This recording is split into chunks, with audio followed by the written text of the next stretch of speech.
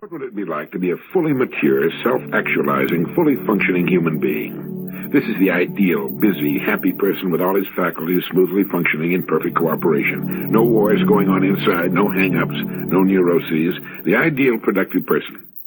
The late Dr. Maslow made a study of self-actualized people, and they stack up this way.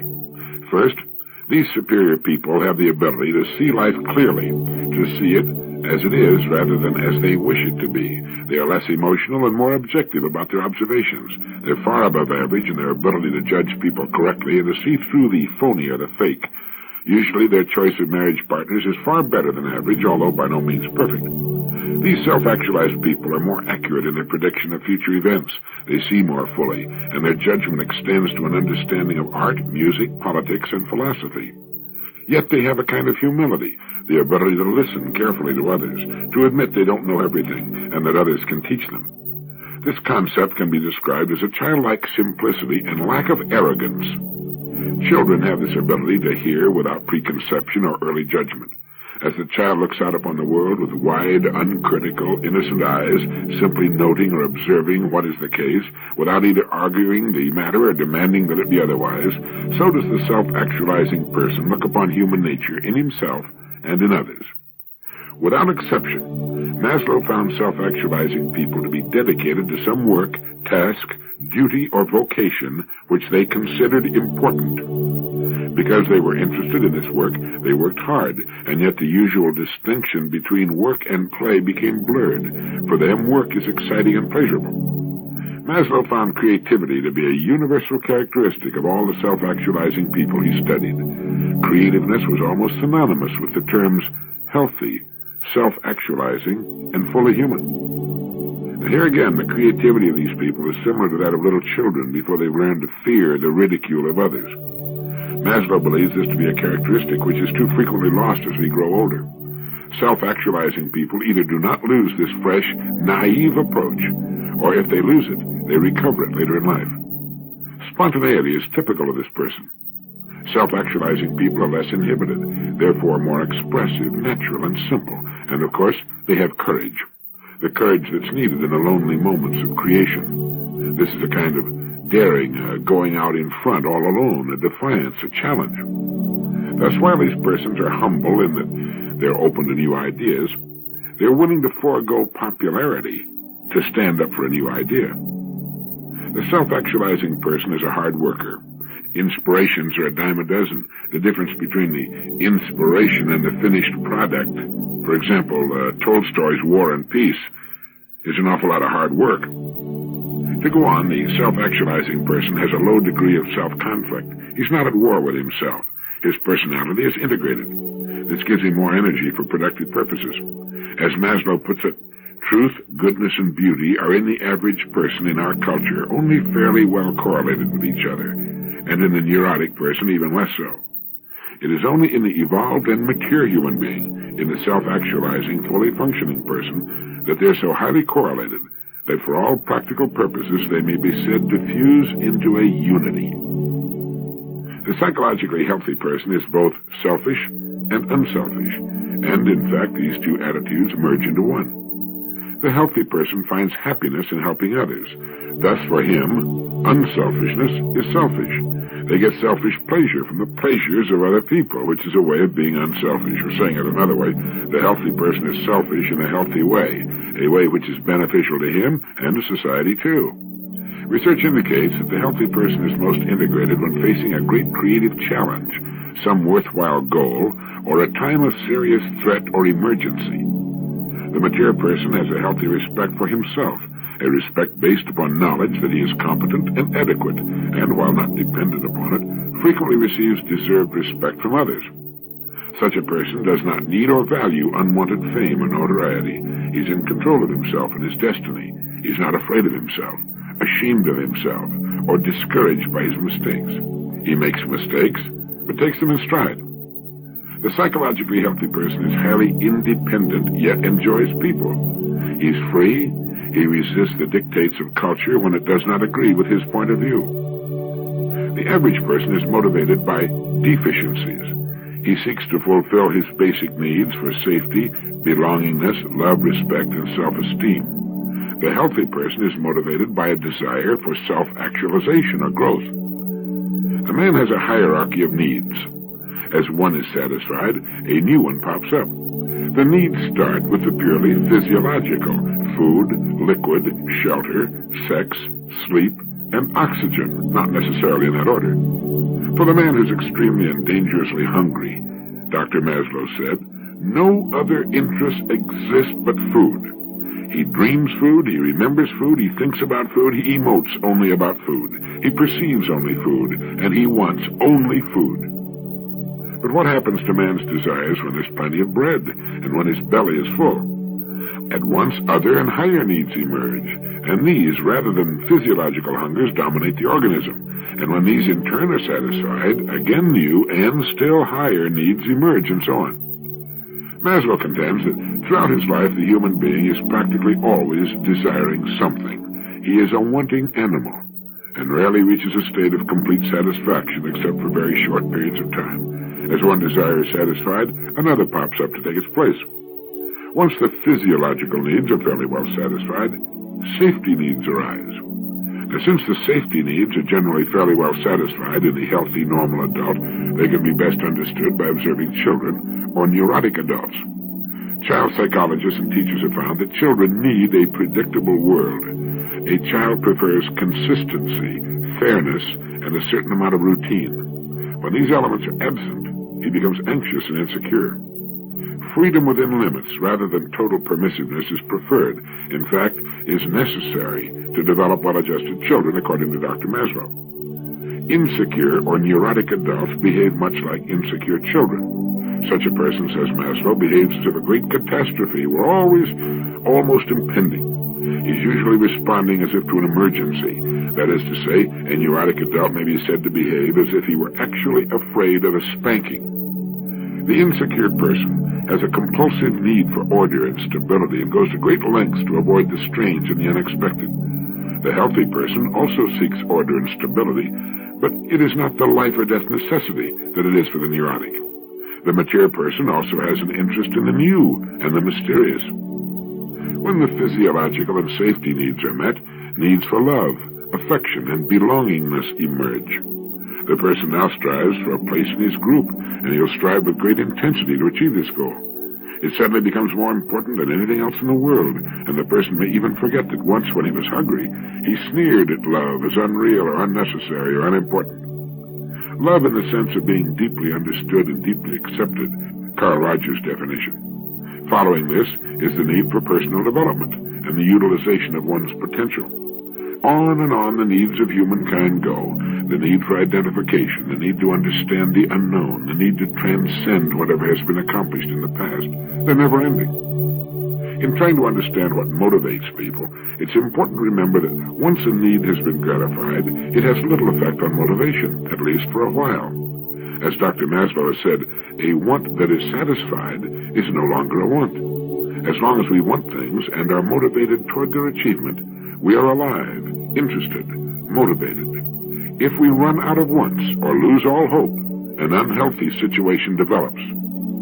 Dr. Maslow talks of clinical experience with cases in which previously healthy adults suffered boredom, loss of interest in life, depression, and self-dislike. Such symptoms, when they appear in apparently intelligent people, are often brought about when, in Maslow's words, people are leading stupid lives in stupid jobs. I've seen many women, Maslow goes on, intelligent, prosperous, and unoccupied, slowly develop these symptoms of intellectual inanimation. Those who followed the recommendation to immerse themselves in something worthy of them showed improvement or cure, often enough to impress me with the reality of the cognitive needs. One of the major problems of the growing adult, the adult who aspires toward fulfillment and self-actualization, is the choosing of new, meaningful goals as his former goals are accomplished, and, being accomplished, no longer motivate him. It's important that we do not stop along the line and sit down for too long. To remain healthy and alive, a person needs a new interest, a new challenge as he satisfies the old ones. If a person aspires to a certain level in the business world, a certain income, and reaches it, and if it's quite adequate for his needs, it won't motivate him for very long. Something new must be introduced. If the man doesn't find it, then management should, if the man is to continue to grow and make a major contribution to the organization and to himself.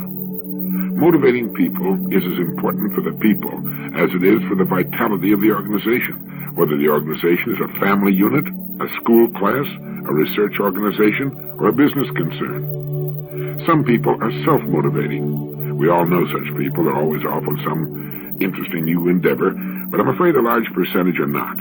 They seem to lack the curiosity or the creativeness or the knowledge to seek out new motivating challenges for themselves.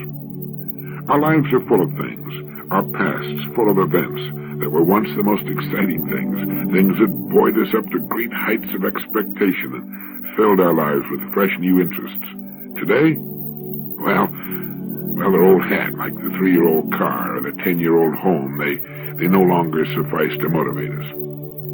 And what's the busy wife and mother to do when the last of her kids marries and moves away, or when her husband retires from his job of 30 or 40 years? We must consciously see to it that we do not run out of wants, that we can still sit down and make out a want list and find ourselves getting that old excitement again for something new to plan and work for.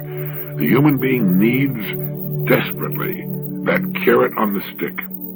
Dr. Maslow said to his students, if you deliberately plan to be less than you are capable of being, then I warn you that you'll be unhappy for the rest of your lives.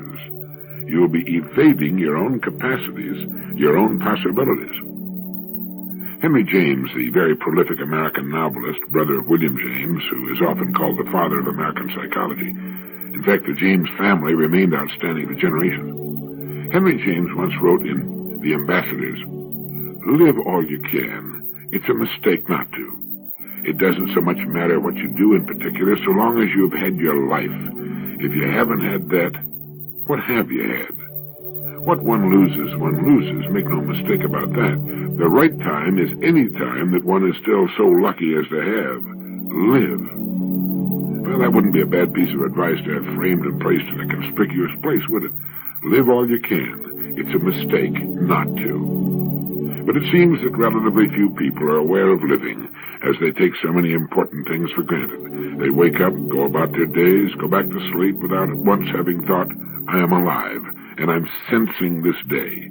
It is only when life begins to reach its conclusion that people become aware of the importance of living.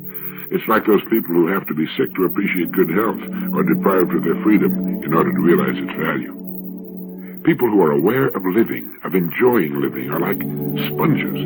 They soak up all that goes on around them. They're aware of other people, of what's being said. They're observers of their environment. Their eyes are everywhere. I played golf once with a man who often stood with his eyes squinted, staring for long moments at the trees or a particularly pleasant view. I asked him about it. He said, now look at that grove of trees over there and squint your eyes. Look at the rich black shadows underneath them. And then he said, black is the mother of all color. It was a curious thing. And so I stood and squinted my eyes, and sure enough, the sight appeared as a painting, and the shadows did deepen. Everyone else on the golf course was simply playing golf. This man was acutely aware of everything going about him as well. He was living more than we were. He was getting more out of his life than we were. As Henry James said, the right time is any time that one is still so lucky as to have.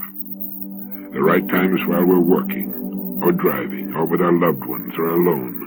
The right time is the only time we've got, which is now. And if we haven't learned to live now, we'll always be living on the hope that perhaps the future will be somehow better.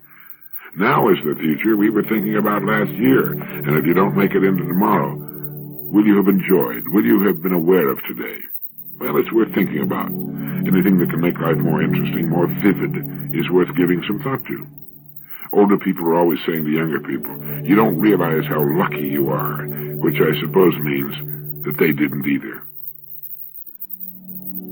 Robert Jones Burdett wrote, there are 2 days in the week about which and upon which I never worry. 2 carefree days, kept sacredly free from fear and apprehension.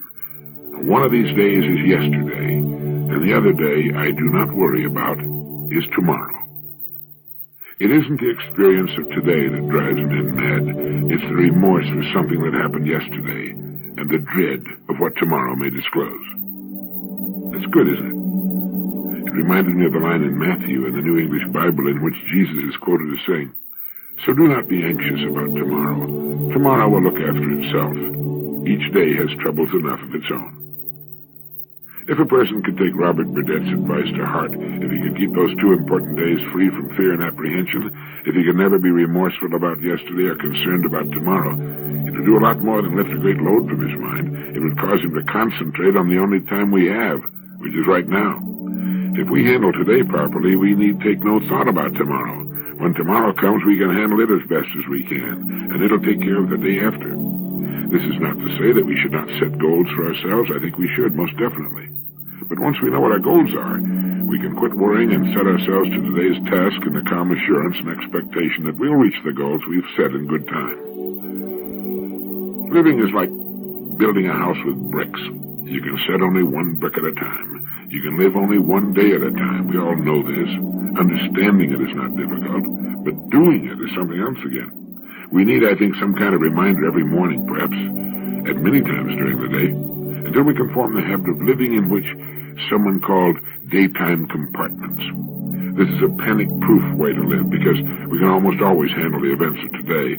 It's the imagined disasters of tomorrow or next week or next year that tend to wear people down and make negative misfits of them. Moreover, by living today and doing the best we can with today, we won't have remorse tomorrow.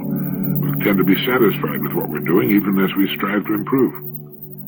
Each of us has 1,000 times approached the period of his life with fear and apprehension, only to find the problem solved one way or another on the appointed day. Perhaps we were not always happy with the solution, but the problem was met, resolved, and we moved on by it. If we had not worried about it, we would have spared ourselves many unnecessary hours of fear and upset. We need only do the best we can to handle the problems of today, and in so doing prepare ourselves for the tomorrow we hope will make its appearance. Burdett's quote, "There are 2 days in the week about which and upon which I never worry. 2 carefree days, kept sacredly free from fear and apprehension. One of these days is yesterday, and the other is tomorrow." I was chatting with a West Coast psychologist and management consultant the other day. He's also an author of some note, and he happened to mention that he's conducted classes in prosperity. That is, he's tried to teach poor people how to become well-to-do and prosperous. How well he succeeded at that, I have no way of knowing, but I have little doubt that the subject can be taught. There are thousands of books on how I made $1 million in the stock market or in raising chickens or in real estate or in mail order. It isn't so much the kind of business chosen or the line of work. It's possible to become prosperous in any line. It isn't what you do that's so important. It's more a matter, at least in the beginning, of our attitude. As the late Ernest Holmes once put it, prosperity just doesn't happen. It's at first a state of mind. Do you remember that famous comment of Mike Todd's? He said, "Being broke is a temporary situation. Being poor is a state of mind." Surveys have indicated that most people equate happiness with enough money to live well. Other surveys have proved that people who are well-to-do are generally happier than poor people. That makes sense. They have fewer worries. But you run into a great deal of skepticism when you tell poor people that prosperity depends more on the state of mind than on anything else. Few other objects are surrounded by as many myths, misinformation, and old wives' tales as is the subject of how to become prosperous. And my friend the psychologist told me that a series of questions can usually determine whether or not a person is going to make his mark financially. One is to ask the person how much money he intends to be worth by the time he's reached a certain age. This is followed by a question which asks, how much money do you wish you could be worth by the same age? If the two figures are the same, if the person being questioned intends to be worth the same amount he would wish to be worth, chances are he'll make it. He's serious about it, and he has the attitude that says, I will, not I hope I will. As Ernest Holmes put it, are you interested in making money and running your business successfully and getting a better salary? Of course you are. You want to be prosperous, and this is only right and sensible. The plain, practical, everyday problem of money-making is a definite part of living. The answer to it is summed up in these words.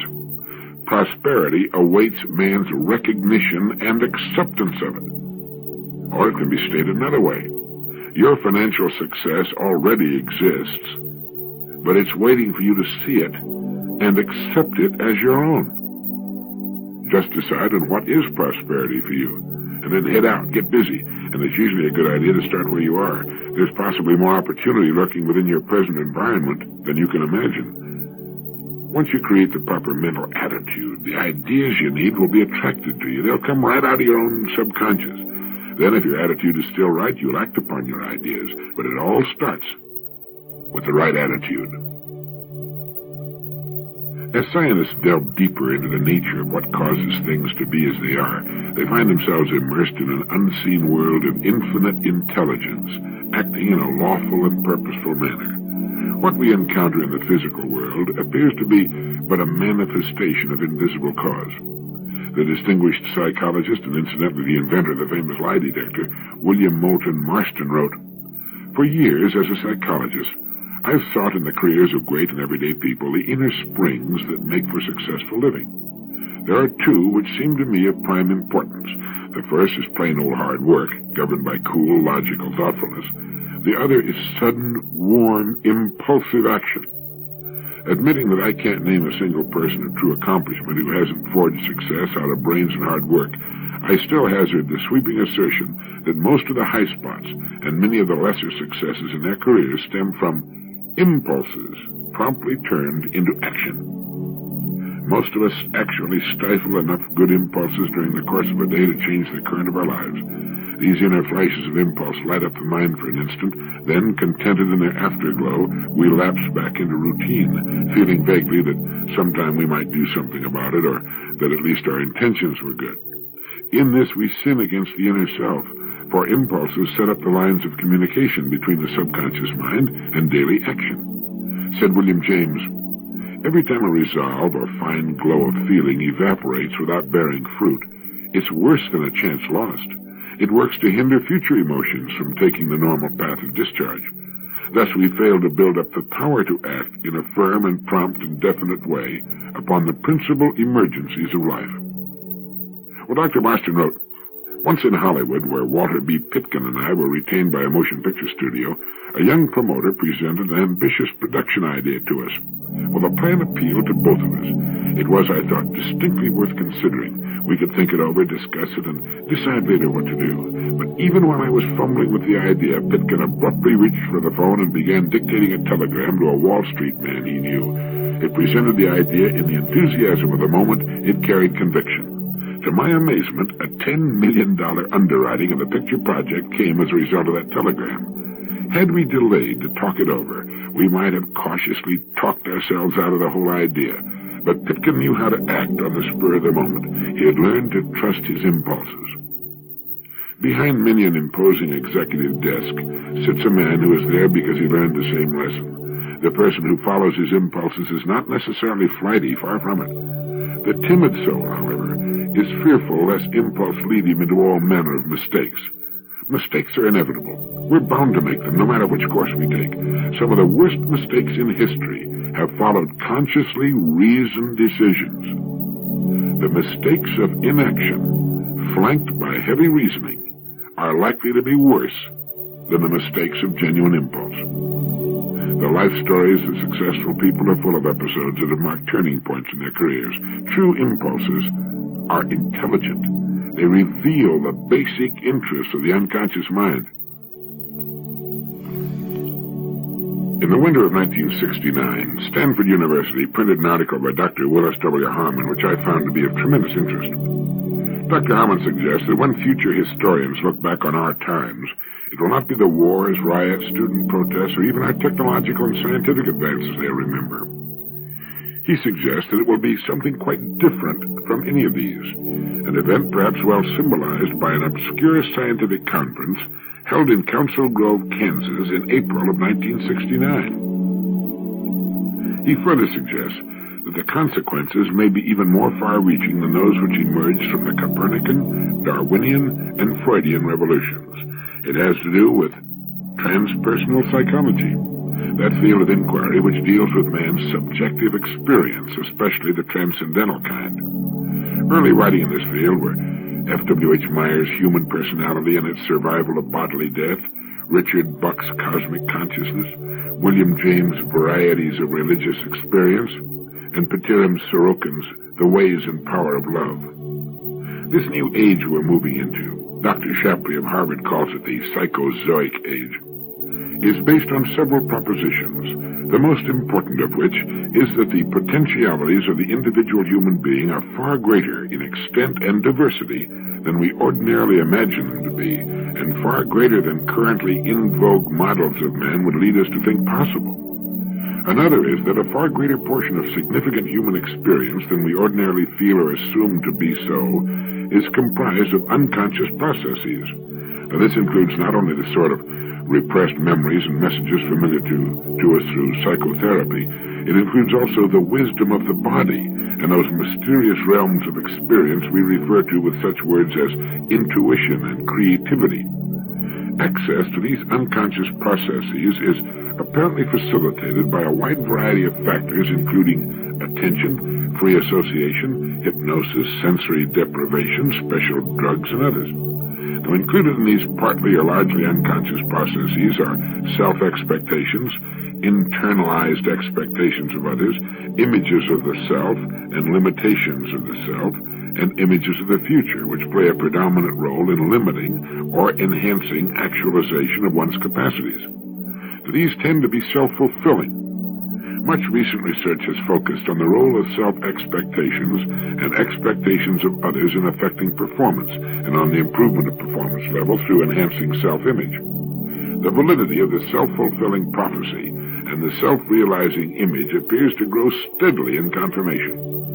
That April 1969 Council Grove, Kansas conference on voluntary control of inner states, co-sponsored by the Menninger Foundation and the American Association for Humanistic Psychology, represented an unprecedented assemblage of scientists working with altered states of consciousness.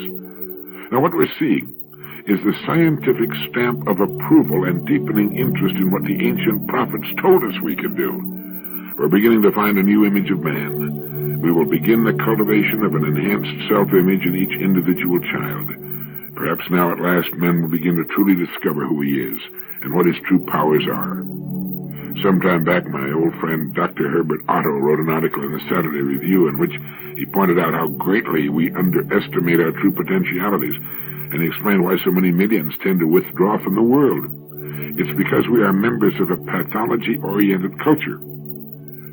Psychological and psychiatric jargon dealing with emotional dysfunction and mental illness has become the parlance of the man in the street. In addition, from early childhood in our educational system, we learn largely by our mistakes, by having them pointed out to us repeatedly. And all this results in early negative conditioning and influences our attitudes and perception of ourselves and other people. An attitudinal climate has become established, which is continually fed and reinforced. As a part of this negative conditioning, there is the heavy emphasis by communications media on violence in television programs and motion pictures. The current American news format of radio, television, and newspapers, the widely prevalent idea of what constitutes news, results from a narrow, brutalizing concept 30 or 40 years behind the times, and is inimical to the development of human potential. The news media give much time and prominent space to violence and consistently underplay good news. This gives the consumer the impression that important things that happen are various types of destructive activities.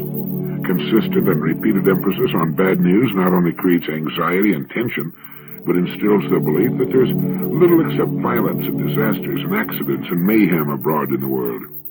As a consequence, the consumer of such news gradually experiences a shift in his outlook about the world, leading to the formation of feelings of alienation and separation.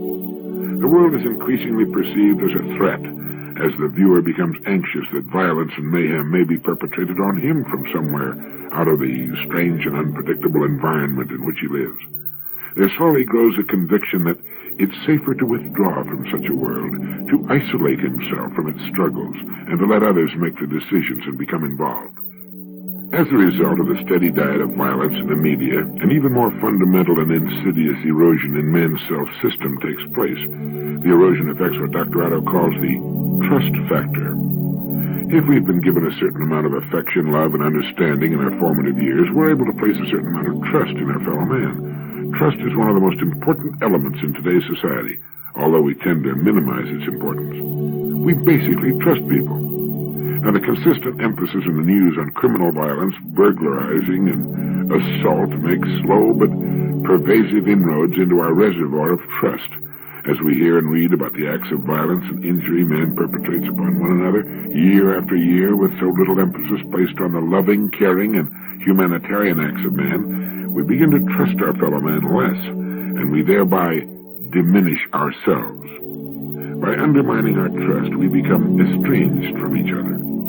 Existing in a setting that provides as consistent inputs multiple irritants, ugliness and violence, and lack of close, meaningful relationships, man is in danger of becoming increasingly irritated, ugly, and violent.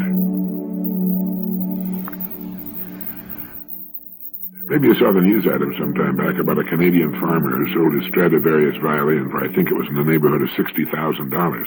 He sold it to the same New York City dealer he had bought it from many years before.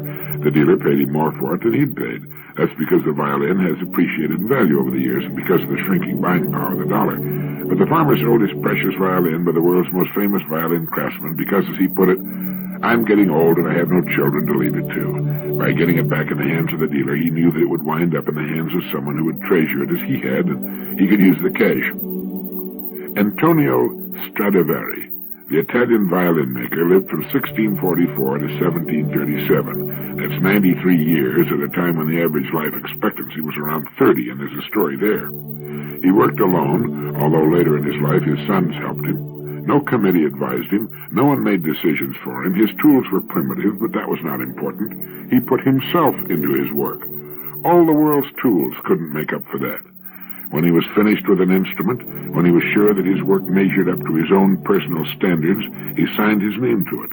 And still today, more than 200 years later, his name is a household word all over the world. Ask anybody if he's ever heard of Stradivarius, which is the Latin pronunciation of the name. Throughout history, there have been many men with similar standards of excellence.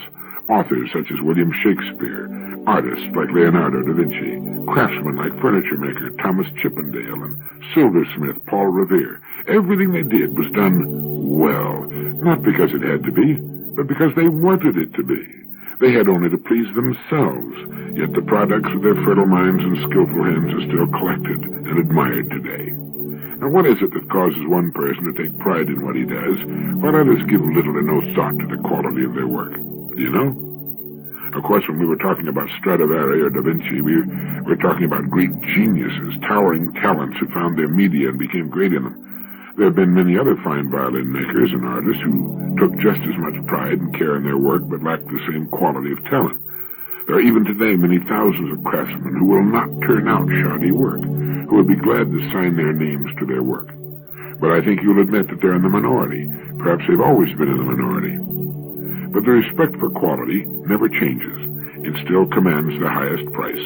It is still revered wherever we find it, and the person performing it has gained for himself two precious assets. One, he's built the kind of security that lasts a lifetime. He need never worry about his income.